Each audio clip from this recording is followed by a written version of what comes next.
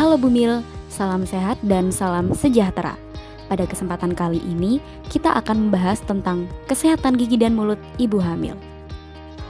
Dampak kesehatan gigi dan mulut ibu hamil terhadap jaringan keras. Waspada, ibu hamil lebih rentan terhadap kerusakan gigi terutama karies. Apa itu karies? Karies adalah kerusakan jaringan keras gigi, enamel, dentin cementum, yang disebabkan oleh plak yang menumpuk di permukaan gigi.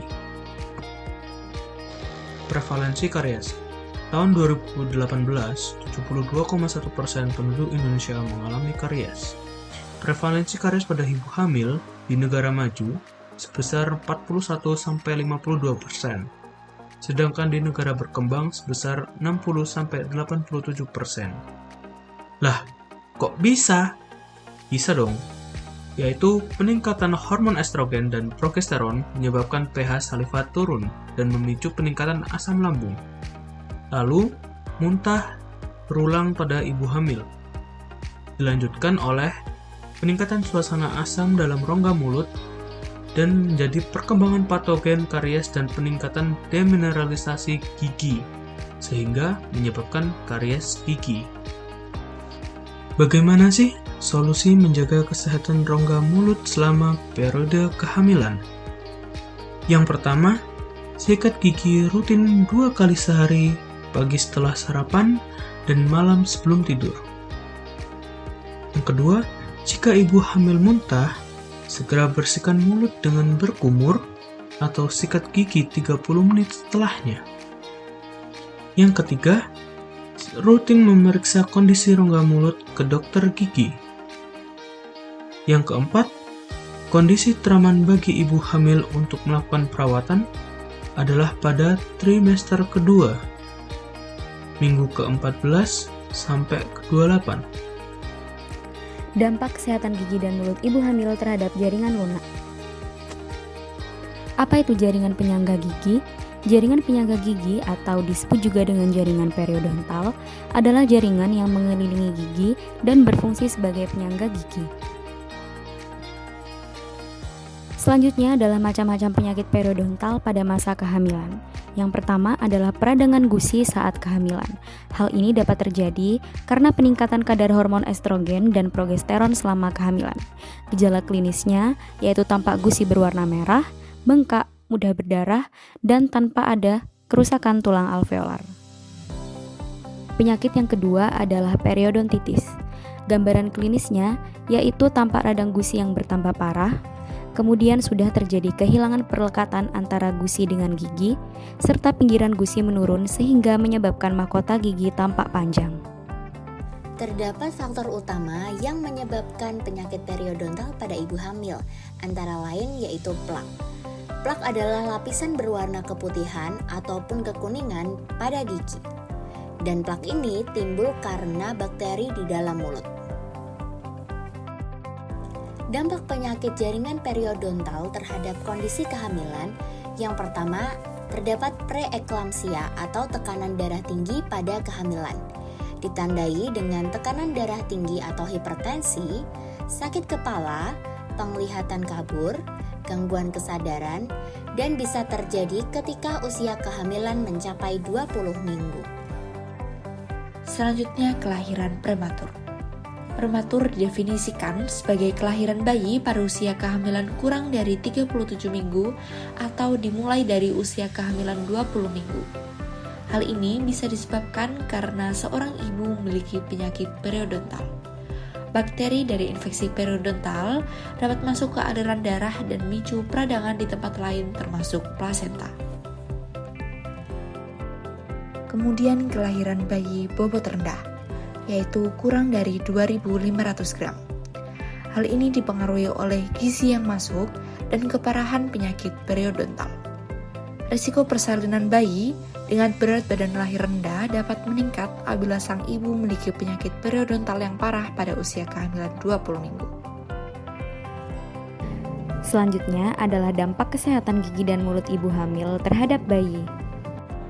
Menurut Kemendes tahun 2017, kesehatan gigi dan mulut seorang ibu hamil berperan penting dalam pertumbuhan dan perkembangan janinnya. Kesehatan gigi dan mulut yang buruk pada ibu hamil dapat menyebabkan stunting. Stunting merupakan kondisi anak-anak yang mengalami kekurangan gizi kronis. Faktor penyebab stunting yaitu gizi buruk, penyakit, dan kurangnya akses ke layanan kesehatan. Perubahan hormonal pada ibu hamil memiliki berbagai efek, salah satunya ibu hamil menjadi lemah sehingga menjadi malas menggosok gigi. Malas menggosok gigi memiliki resiko terkena penyakit gigi dan mulut seperti gigi berlubang dan penyakit gusi, yang mengakibatkan rasa sakit dan ketidaknyamanan pada rongga mulut, sehingga ibu hamil tidak nafsu makan yang mengakibatkan kurangnya asupan nutrisi seperti karbohidrat, protein, vitamin, mineral untuk tumbuh kembang janin, sehingga bayi lahir dengan berat badan rendah dan kemungkinan kerusakan gigi dan penyakit gusi pada anak, lalu menjadi stunting. Selanjutnya, perawatan ibu hamil untuk menjaga kesehatan gigi dan mulut.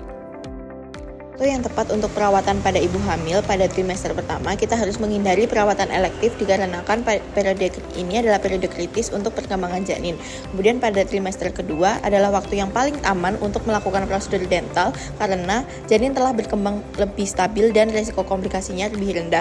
Untuk trimester 3, perawatan elektif sebaiknya dihindari terutama saat mendekati persalinan karena posisi ibu yang tidak nyaman selama prosedur dapat mempengaruhi kesehatan.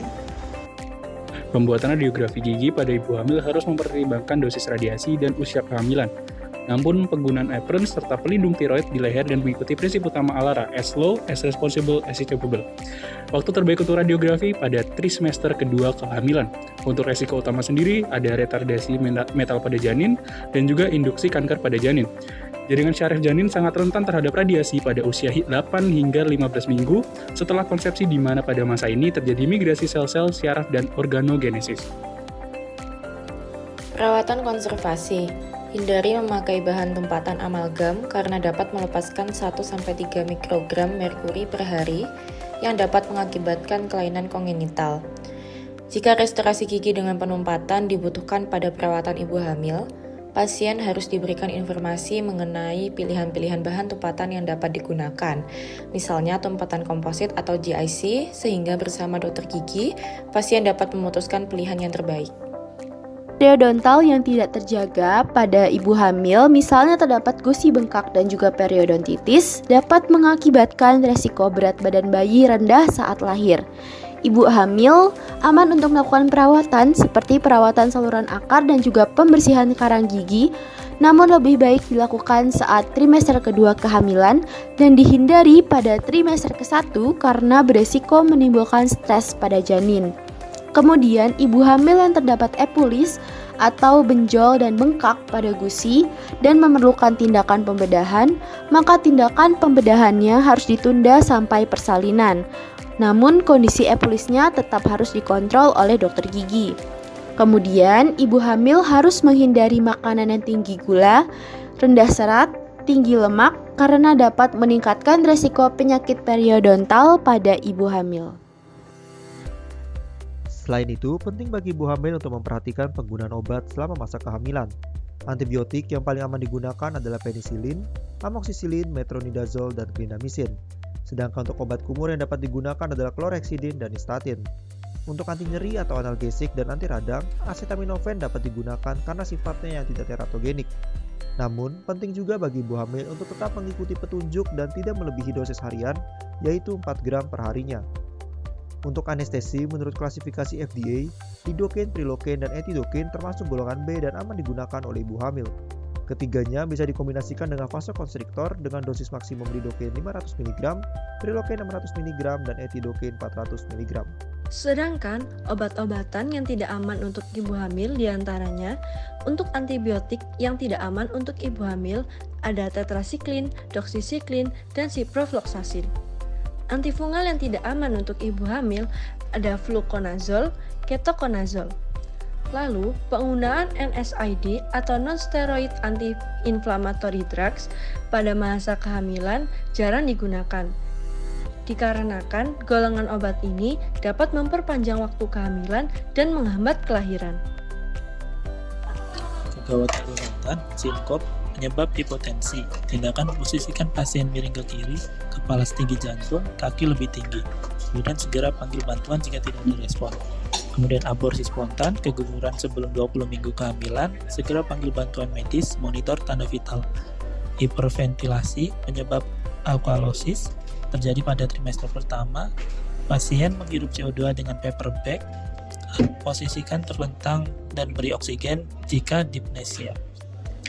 Hipoglikemia, gejala mual lemah, berikan glukosa seperti jus jeruk. Jika tidak membaik, pertimbangkan hiperglikemia, berikan insulin oleh dokter. Cara menjaga kesehatan gigi dan mulut untuk ibu hamil. Bagaimana menjaga kesehatan gigi dan mulut untuk ibu hamil? Yaitu menyikat gigi 2 kali sehari, menggunakan sikat lidah, menggunakan benang gigi atau dental floss, berkumur setelah muntah, memperhatikan asupan nutrisi selama masa kehamilan, pemeriksaan gigi secara rutin setiap 3 bulan sekali selama kehamilan, segera datang ke dokter gigi apabila terdapat keluhan, dan menggunakan kedua sisi rahang saat pengunyahan. Sekian pemaparan kami tentang kesehatan gigi dan mulut ibu hamil. Terima kasih dan sehat selalu Bu Mil.